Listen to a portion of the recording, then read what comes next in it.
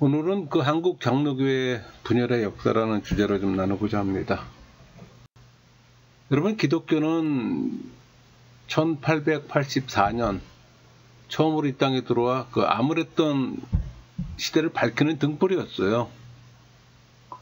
많은 사람들에게 영혼의 안식과 또 위로를 주던 생명의 종교였습니다.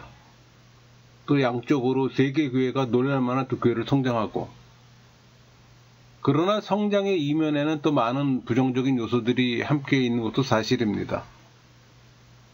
대형교회의 재정 불투명 문제, 교회 세습의 문제라든가 목회자의 부도덕성과 비윤리성의 문제일 겁니다. 기독교 비판은 교회와 목회자들에 대한 부정적 수위가 어느 정도인지를 가늠케 해요.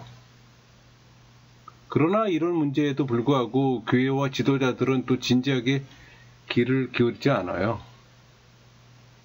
교회 안에 자성과 갱신의 목소리가 있지만 또 위기에 대응하는 모습은 보이지 않습니다. 그러니까 여전히 교회와 목회자들은 성장과 교권에만 또 관심을 갖고, 그러니까 교회를 향한 사회적 욕구와 필요에 진지한 응답을 제공하지 못한다는 얘기입니다. 교회 분열은 또 사회에 부정적인 영향을 미치잖아요. 그럼에도 불구하고 교회와 지도자들은 모두 두 손을 놓고 있습니다. 오히려 교회는 한국 사회의 보수화 경향과 더불어 더욱 보수화가 되고 있어요. 그 한국 장로교 분열의 역사는 고신축 분열의 시작이며, 분열의 원인은 또 신사참배잖아요.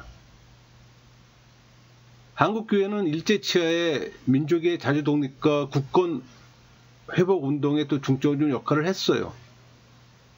그래서 일제는 기독교를 박해했고, 백오인 사건을 비롯해 기독교 지도자들은 또 대대적으로 체포 구금합니다.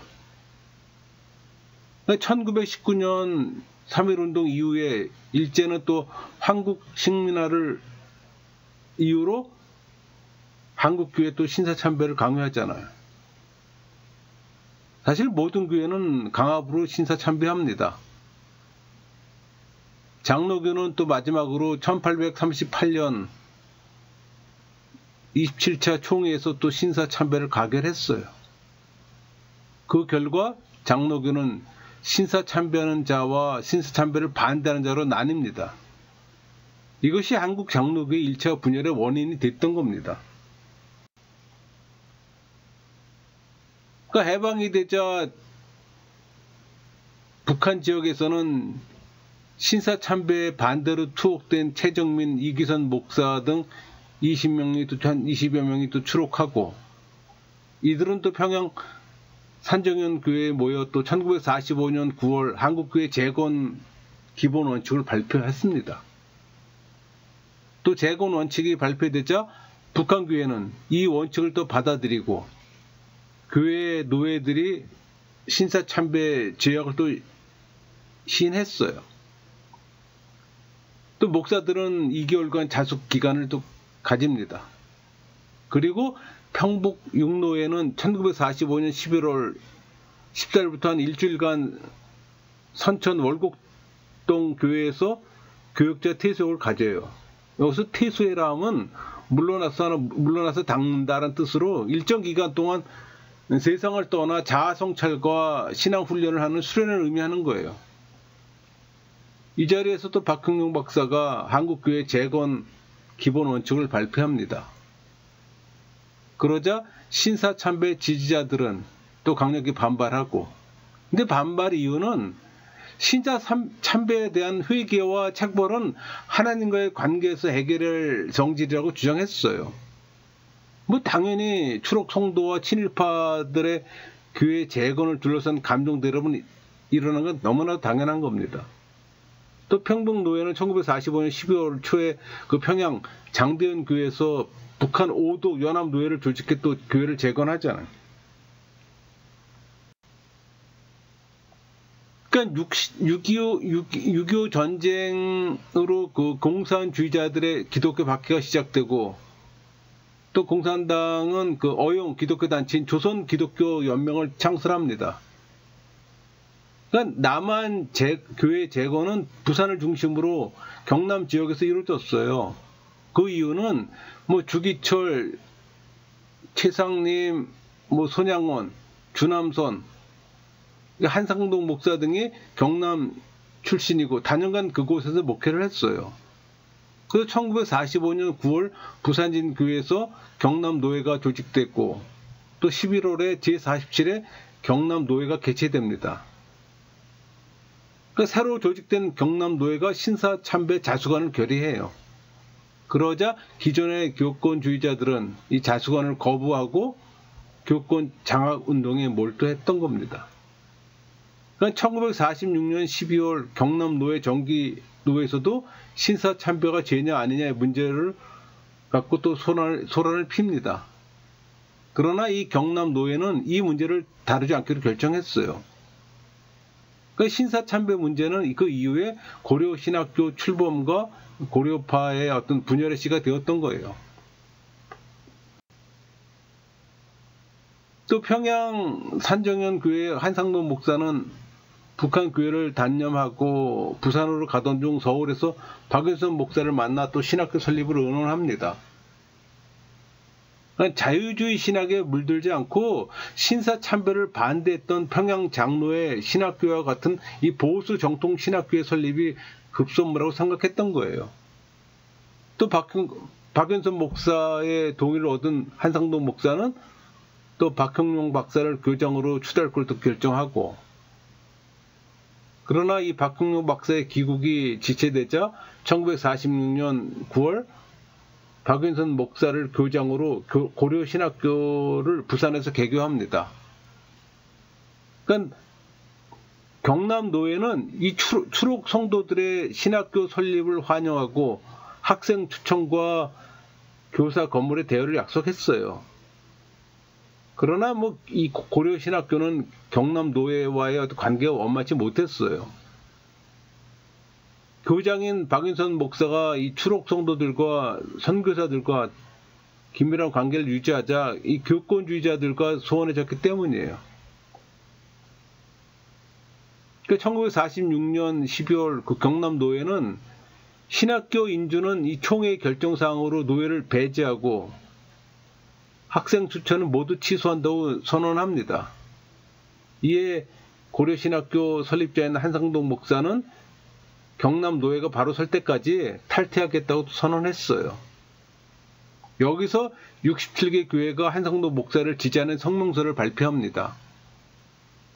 이 사태가 중대지자 경남노회는 이 사태 수습을 위해 1947년 3월 임시노회를 소집해 모든 임원을 사직케 하고 추록 성도들이 제안한 교회 재건 방안을 재확인합니다. 이에 또 한상동 목사도 노회 탈퇴를 번복하고 다시 노회에 복귀했어요.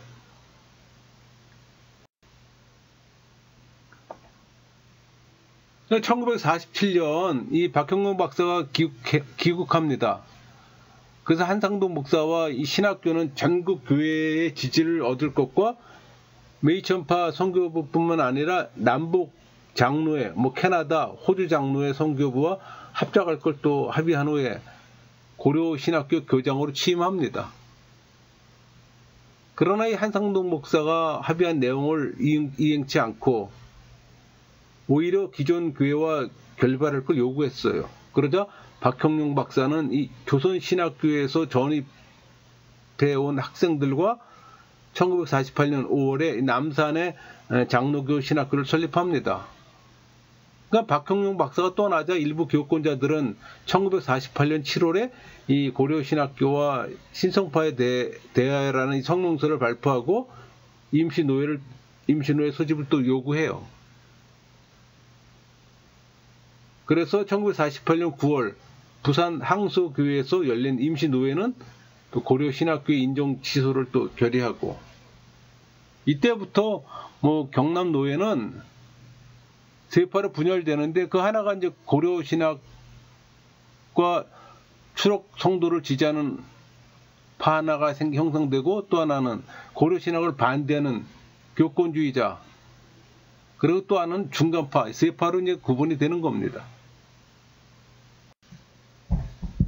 1948년 총회는 전남노회가 그 고려신학교 학생 추천을 그 문의를 제출하자 이 총회는 또 고려신학교 인가를 취소합니다. 또 총회는 고려신학교의 어떤 독선적 태도가 불편했고 또 법적으로도 이 총회와 유기적 관계가 없었기 때문이에요. 또 1950년 총회는 또 두 개의 경남노회 총대 문제와 고려신학교 문제로 싸움이 또 벌어서 또 교회는 또 비정상화가 돼요. 1951년 총회는 또 경남노회 총대로 기성교회 쪽의 총대를 받았고 또 고려신학교를 정제합니다. 또 이에 총회 상황을 직시한 이 한상동을 중심한 이 고려파는 경남 법통노회를 또 조직해요. 그러니까 1952년 9월 진주 성남교회에서 모인 총회에서 대한예수교 장로회 총회를 또 조직합니다. 또 1954년 4월 열린 이 총회도 고려신학교와 그 관계단체와 이 총회는 하등의 관계가 없다는 이 재언명과 법통노회 대표자 엄주신 장로의 고별선언을 채우러 고려신학과는 또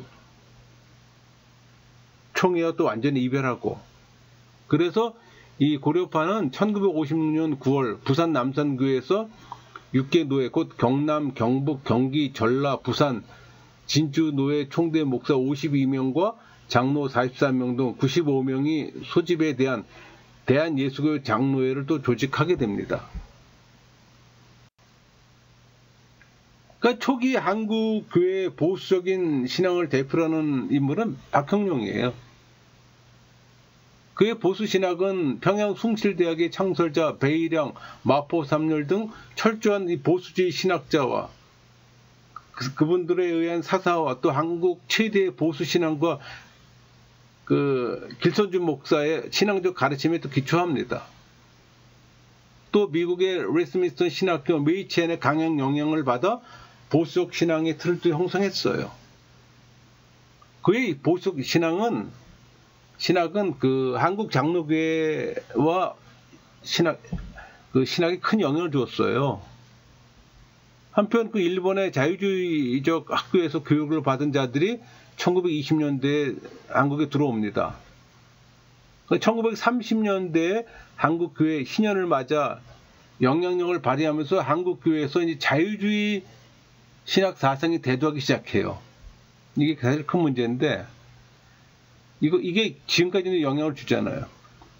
이들 중 대표적인 신학자는 김재준입니다. 이 김재준은 일본의 청산학 학원과 미국의 윈스턴 신학교에서 자유주의 신학 사상을 공부했어요. 그러니까 공부한 대로 그대로 살아갔잖아요. 그러니까 자유주의 한번 물들게 되면 벗어날 수가 없습니다. 근데 그게 혼자만의 공부가 아니라 또 많은 제자들 양성하잖아요. 그게 이제 문제가 되는 겁니다. 성경의 축자적 영감과 성경의 역사적, 과학적 무오류를 주장하는 이 보수주의와는 완전히 대립되는 자유주의자들이에요. 전통과 정통을 무시할 뿐 아니라 그것과 대결에 싸우려는 철저한 자유주의 신학자입니다. 그러니까 서로 다른 신학 사상을 배우고 기육한 이 보수주의 박형룡과 자유주의 신학자 김재준의 대립과 싸움은 한국 장로교회 제2차 분열의 원인이 되는 겁니다.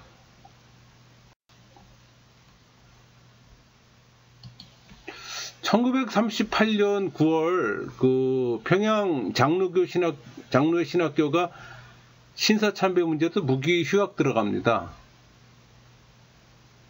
그러니까 무기 휴학하자 개교가 이제 절망적이 되자 서울의 그 최필근 목사는 기독교보를 통해서 조선 신학교의 설립을 제창했어요. 이에 김용주, 차재명 목사들이 찬송하고 또 김대원 장로가 거액의 기부금을 출연해서 1939년 3월 27일 조선신학교 설립 기성회를 조직했어요. 그리고 그해 가을 숭동교에서 개관과 동시에 총회에 또 직영 설립을 청원합니다. 그러나 총회는 이를 부결하고 다만 승인의 보류함으로 이 최필근, 김영주, 함태영, 이종로 목사들을 교수진으로 하고 1940년 4월 정식 개교해요. 그러니까 조선신학교는 최초로 선교사의 주도권에서 벗어난 한국인의 신학교로 설립됐어요. 그러니까 교계 내에 자유주의 신학 사상에 경향을 지닌 사람들의 집합지였어요. 이 조선신학교는. 그러나 최필근 목사가 평양으로 떠난 후 조선신학교도 일본 당국과 어려움에 또 봉착하고, 또 학교 당국은 해결책으로 일본에서 공부한 송창근, 김재준 등을 교수로 초빙합니다. 이 김재준은 신학교육을 평생의 염원으로 했던 만큼 큰 뜻을 가지고 신학교육에 헌신했어요. 이때 신학교육 규범을 발표합니다. 이것은 김재준 교수가 평양신학교의 전통과 교육 이념을 전적으로 개혁한 것으로 그가 이미 이 보수주의 신학 사상과 대결할 결심을 굳혔음을 보여주는 거예요. 그리고 조선신학교가 자유주의 신학으로 출발해 자유주의 신학의 발전을 추구하며 이 자유주의 신학의 확립을 달성코자 함을 보여준 겁니다. 한편 해방이 되자 송창근, 김관식, 김영준 목사 등은 1946년 남부총회에 조선신학교의 총회 지경을 청원했고, 총회는 전 교단 지도자들의 주도하에 있으므로 아무런 토의와 이의 없이 채택합니다. 근데 이 평양 장로의 신학교가 재건되었으나 공산주의자들에 의해서 또 이용되어 사라지게 됩니다. 그러자 서울의 조선신학교가 총회 유일의 직용 신학교가 되는 거예요.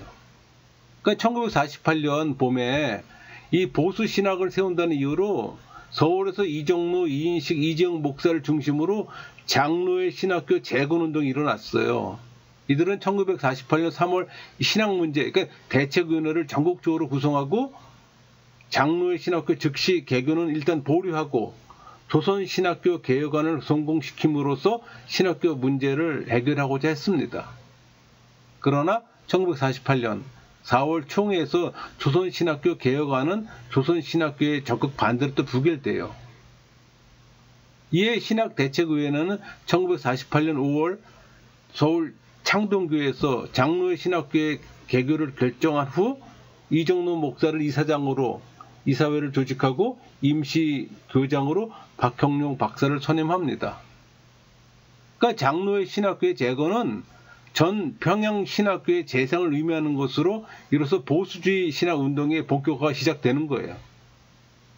당연히 자유주의 신학은 그 집안의 동의를 보게 되는 거죠.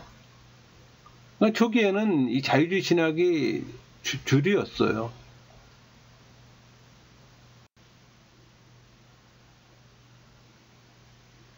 그러니까 여러 노예들의 장로의 신학교의 총회 직용을 제안하자 1949년 4월 19일 총회는 장로의 신학교의 총회 직용을 결의합니다. 그러니까 총회의 장로의 신학교 직용 결정은 보수주의 신학 사상의 승리와 또 조선 신학교의 직용 취소를 의미하는 거예요. 이때 한경직 목사는 두 신학교를 합동하자는 안을 내어 총회는 합동위원회를 구성하고 또 합동안을 만들도록 했어요. 그러나 이 두 신학교는 합동하는 신학교의 교수진 구성을 놓고 의견의 접근을 보지 못했고 두 신학교의 합동운동은 결국 무산됩니다. 그래서 1951년 5월 총회에서 신학교 합동위원회는 두 신학교 합동 노력은 무의로 끝났다고 보고한 후에 이 두 신학교의 총회 직용을 취소하고 총회가 직용하는 새 신학교 세울 것을 제안하는 거예요.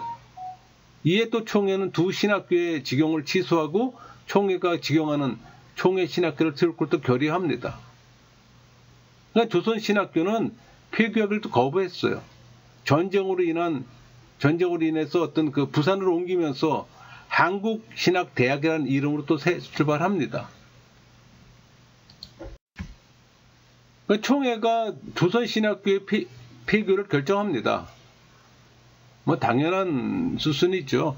자유주의 신학 제기를 정통 개혁주의에서는 자유주의는 뭐 배척하는 건 대척점에 든 건 당연한 거고. 조선신학교는 또 두 신학교의 합동 결의를 각 노예에 묻지 않고 총회가 결정한 것은 헌법 위반이고 비신앙이라고 하며 또 총회 결정을 반대합니다. 그러니까 1953년 4월 대구 서문교회에서 총회는 계속 자유주의 신학의 조선신학교에 대해서 엄격한 규정을 내려요. 이에 조선신학교 측 총대는 또 퇴정을 하고, 그러니까 장로의 총회 호연 대회를 1953년 9월 대구에서 열어서 총회 결정의 어떤 불법성을 공격하며 전국적인 해명을 호소합니다. 그러니까 호원 대회 이후 자유, 보수, 양 진영의 분쟁은 날로 격화돼 뭐 군산, 전북, 김제, 중서 등의 노예는 분립되는 거예요. 그러니까 지교회들의 분열과 법적 투쟁이 일어나는 거예요. 결국 조선신학교 측은 1963년 6월 한국신학대학 강당에서 뭐 전북, 군산, 김제, 충남 등 이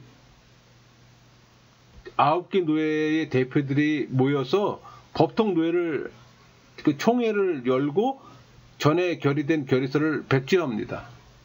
그리고 1953년 6월 10일 이 법통 총회는 한국신학대학에서 총회를 열어 교단의 이름을 대한기독교 장로회란 명칭을 변경하고 사도신경과 장로회 공동 신주의 준수와 또 국내외 장로교와의 협조를 천명하는 성명서를 공표했어요.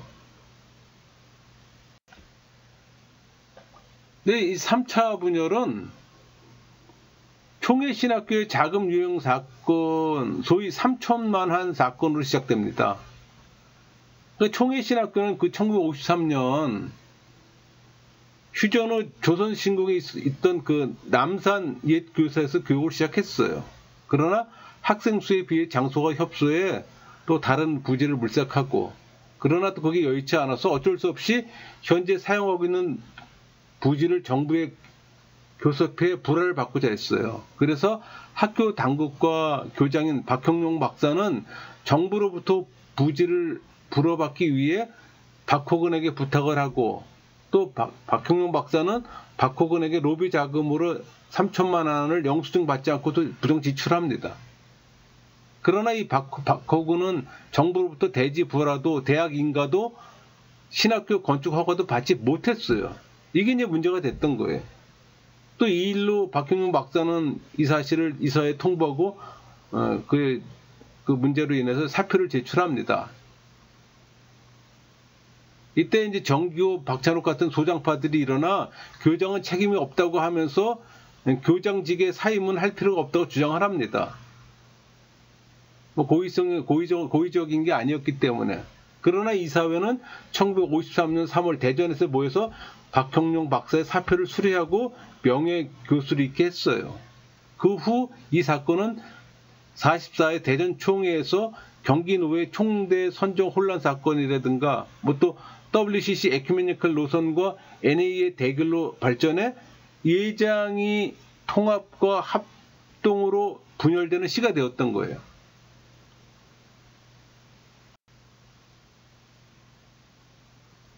그 신학교 부지 매입으로 야기된 이 3천만 원 사건은 WCC와 NA 측의 대립과 서로 얽혀서 그 분열을 야기하는 거예요. 그 한국의 NA는 창설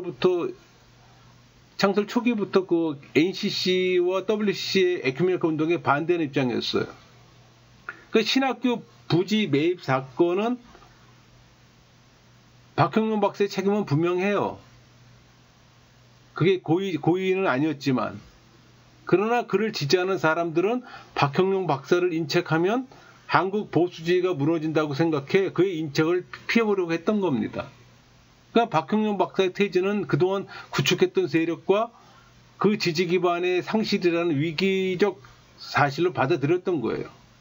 따라서 이 박형룡 박사를 밀어내는 것은 결국 보수 정통이 밀어내는 것이고 장로교의 자유 진보 세력이 득세하는 것으로 설득전을 펴면서 소위 그 에큐메니컬 용공 문제를 들고 나오기 시작했던 겁니다.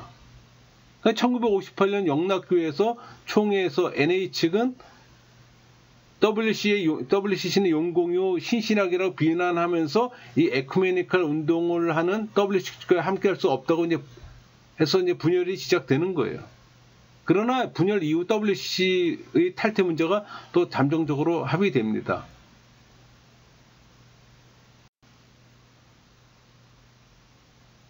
그러니까 1959년 9월 24일 총회가 대전 중앙교에서 개회됩니다. 근데 이 총회는 누적되어 오던 NA 측의 불만이 분출되면서 3차 분열을 가져온 총회였어요.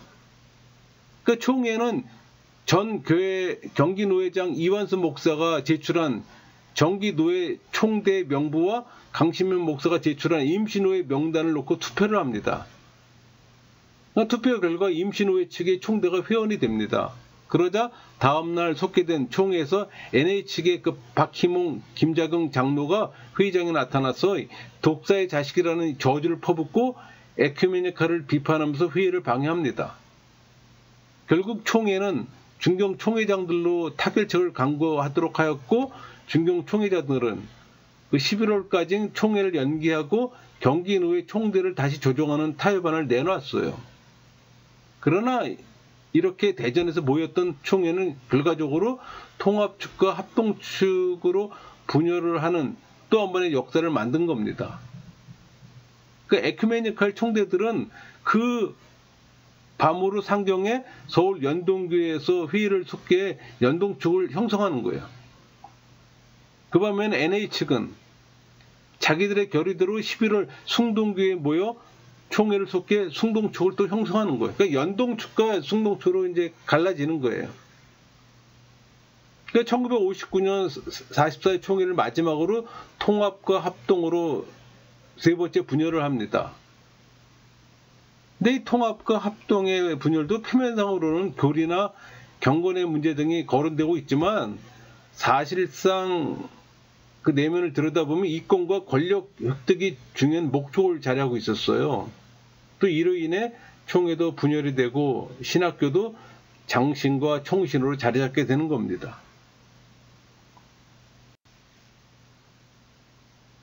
그러니까 저희가 지금까지 한국 장로교회 분열의 역사를 한번 쭉 살펴봤습니다. 근데 한국 장로교회가 해방 전후 분열하기 시작해 이후에도 수많은 분열을 하였음을 우리는 알 수가 있어요. 그러면 왜 한국 장로교회는 분열을 했을까? 생각해 볼 수 있잖아요. 또 초기에 미국, 호주, 캐나다 장로교 선교부가 연합으로 선교연합회를 조직해 하나의 교회로 출발했고 또 선교 현장에서 상호 협조했던 한국 장로교가 왜 이렇게 나뉘었을까? 또 질문할 수 있잖아요. 먼저 이 분열의 책임은 선교사들보다 한국 장로 교인들에 있습니다. 그러니까 신사 참배 문제로 분열된 1차 고려파의 분열은 신학적으로 교회론과 관련돼 있어요. 이는 교회의 가시적 거룩성의 강조를 위한 분리였습니다. 2차 기장의 분열은 그러니까 어떤 양식학적인 어떤 비평에 의한 그 성소관을 가진 신정동주의 신학과 20세기 초 미국의 근본주의적 축자 영감설에 의한 성소관을 가진 정통주의 신학이 충돌한 어떤 신학적으로 보수와 진보의 대립이에요. 그러니까 성경의 권위와 해석에 관한 논란이었던 거예요. 또 통합과 합동이 분열한 3차 분열은 WCC와 NA 측의 대립으로 분열이 일어났습니다. 그러니까 한국교회 분열의 원인은 교리적, 교권적인 여러 가지 이유가 그 주된 내용이 되었던 거예요.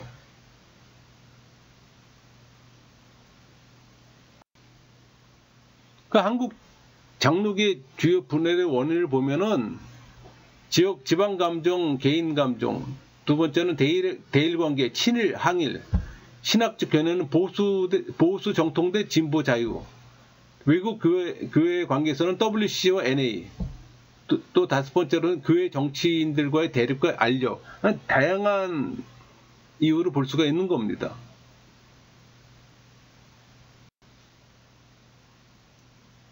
근데 한국 교회 분열의 원인을 지방적인 것과 신학적인 이 두 가지가 복합적으로 작용한 것으로 보는 견해도 있어요. 그러니까 지방적으로 다수의 기독교인이 서북 지방에 분포되어 있었고 남한의 교회들이 소외되어 있었는데 공교롭게도 서북 지방은 보수적인 경향이 있었고 서울 지방의 교회들은 진보적 경향을 띠고 있었다는 겁니다. 그러니까 분열의 원인은 인간적 요소에 있다고 지적하기도 해요. 그러니까 분열될 때는 순전히 인간적 요소를 분열하다가 분열 후에는 그 분열을 고수하기 위해서 교리가 생기고 신앙적 이유가 생긴다고 지적해 한국 장로교회가 인간적인 요인에 의해 분열되었음을 강조하는 이도 있습니다. 그러므로 선행 연구를 토대로 한국 장로교회 분열의 원인을 신학적으로 보면은 성경의 권위와 해석에 대한 논쟁, 또 가시적 거룩성의 문제, 또 자유주의 신학 논쟁, 또 에큐메니즘에 대한 논쟁도로 볼 수가 있어요. 그러니까 개혁교회들의 약점 중 하나가 교회 분열입니다. 이 분열의 원인을 개혁교회의 역사를 통해 살펴보면 세 가지예요. 그 첫째가 교회가 세속에서 전도와 관계에 분열이 일어났어요. 또 이를 정치 사회적 이슈에 대한 태도 접근 방법이라고 합니다. 그러니까 개혁 교회들은 노예제, 인종차별, 독재 정치에 대한 거부, 공산주의 대항 등의 어떤 문제들과 관련해 분열했던 거예요. 또 미래에는 타종교의 관계, 또 여성 문제 등이 점증하는 분열의 원인이 될 겁니다. 그러니까 분열의 대가가 너무 크기 때문에 조심스럽게 숙고해야 합니다. 뿐만 아니라 이것들이 미래에는 논쟁의 초점이 되지 않을 수도 있어요. 지금은 중요한 문제지만 향후 그게 문제가 되지 않을 수도 있다는 얘기예요. 그만큼 분열을 조심해야 된다는 얘기예요. 지금 논의되는 게 전부가 아니라는 얘기 있죠. 둘째는 선교운동의 역사 안에서 분열이 일어났어요. 지난 2세기 동안 이 개혁교회들과 선교단체들을 그들의 그 사역을 다른 교회와 협력 없이 동일한 나라에서 선교를 했어요. 선교 사역을 했던 거예요. 그러므로 여러 교회들은 출생부터 분열되어 탄생했던 거예요. 그래서 그들은 기본적으로 동일한 가르침과 동일한 조직 구조를 공유하더라도 분열되어 발전했던 겁니다. 그러니까 그들의 역사 속에서 명백한 특징들을 가졌다는 얘기예요. 셋째는 이민이 분열을 가져왔어요. 많은 교회들이 민족적 이민의 결과입니다. 가장 두드러진 예가 미국의 상황이에요. 스코틀랜드, 네덜란드 이주민들이 한 교회에 모이지 않고 오늘날에도 지속되는 그들 자신의 교회를 형성했던 거예요. 그리고 이 근본적인 변화가 일어나지 않는다면 동일한 역사의 과정은 미국에 있는 중국과 한국인 공동체에도 일어납니다. 한국 장로교회가 이 부흥운동과 성령 강림을 강조하는 운동에 의해서 교회가 분열했잖아요. 에큐메니컬 운동도 분열을 가져왔어요. 그리고 진리가 교회 간의 갈등으로 또 교회를 분열시켰습니다. 여러분, 참교회를 위한 이 투쟁이 개혁교회 진영 안에서도 분열의 원인이 됐어요. 개혁교회들은 처음부터 참교회를 위한 투쟁 속에서 수많은 신학적 교적 논쟁을 야기했습니다. 첫째로 교회의 직제에 관한 문제로 분열되었어요. 그 말은 교회 내에 어떤 형태의 직제가 필요한가, 지역 공동체는 교회를 다스리며 어떤 역할을 해야 하는가, 교회가 국가에 적절한 관계는 무엇인가. 그러니까 이런 질문들에 수세기 동안 다양한 개혁교회적 부속 전통들인 장로교회, 회중교회, 자유교회들이 생산됐던 겁니다. 둘째는 신앙 고백들의 권위와 기능, 성경의 본질과 역할에 대한 이 견해 차이가 분열을 야기시켰던 겁니다. 그러니까 복음에 대해 충실하고자 하는 열망이 타협을 허락하지 않아요. 그 결과는 교회는 또 분열하잖아요. 그러나 개혁교회들의 참교회를 보존하고자 하는 모든 시도들은 결과적으로 교회를 분열시키는 자기 실패였습니다. 셋째는 개혁 교인들의 저교회적 교회 간의 교회를 분열시켰어요. 그러니까 개혁 교회들은 교회를 성령의 능력 안에서 그리스도를 통해 그들에게 주어진 공동체라기보다 그들은 교회를 그리스도의 목적을 섬기기 위한 불림받은 지원 단체로 간주하는 경향이 있었어요. 넷째는 개혁교회의 배타적인 지역교회에 관한 강조가 또 교회를 분열시킵니다. 물론 지역교회에 관한 강조는 매우 중요하고 개혁교회의 의미 있는 발견들 중에 하나예요. 그러니까 그리스도는 말씀이 선포되고 성례전이 거행되는 곳이면 어느 곳이든지 현존하고 말씀을 듣고 또 성례를 축하기 모인 지역 공동체 안에 현존하세요. 그러나 이 강조는 명백해요. 또 부정적 측면을 갖고 있습니다. 그 말은 이 강조는 보편교회에 관한 견해를 감소시켰어요. 개혁교회들로 하여금 보편적 차원에서 공동의 책임성의 어떤 엄격한 의미를 발전시키는 데 실패했다는 겁니다. 그러니까 개혁교회는 민족적, 인종적, 언어적인 걸 넘어선 응집력이 약해요. 그러니까 자연적, 보편적 어떤 공동체로서의 함께 모이질 못했어요. 그러므로 개혁교회의 문제는 지역적 차원과 보편적 차원 사이의 어떤 상호작용이 적절하게 기능하지 못했다는 겁니다. 그러니까 선택사상, 말씀과 성령의 능력으로 항상 새롭게 현존하는 계시에 대한 강조, 또 개인적 체험을 강조하고 공동체의 어떤 친교의 측면을 낮게 평가하는 경향 등이 또 교회 분열의 신학적 이유이기도 합니다. 그러니까 다양한 원인으로 야기되는 이 교회의 분열이 교회나 사회에 미치는 영향은 근원적으로 교회 부패상이에요. 결과적으로는 교회 성장의 장애 요인이며, 그러니까 그들에게는 이 교회의 권위의 상실이기도 합니다. 그러니까 이런 관점으로 이해해야 한국 교회의 분열을 이해할 수 있는 거예요. 바른 이해함이 있어야 바른 해법을 찾을 수가 있잖아요. 교회 분열은 쉽게 해결할 수 없는 주제임을 또 고백합니다. 그런 인식이 또 우리에게 필요하고, 이런 시간에 여러분의 이해함에 도움이 됐으면 좋겠네요. 강의를 마치겠습니다.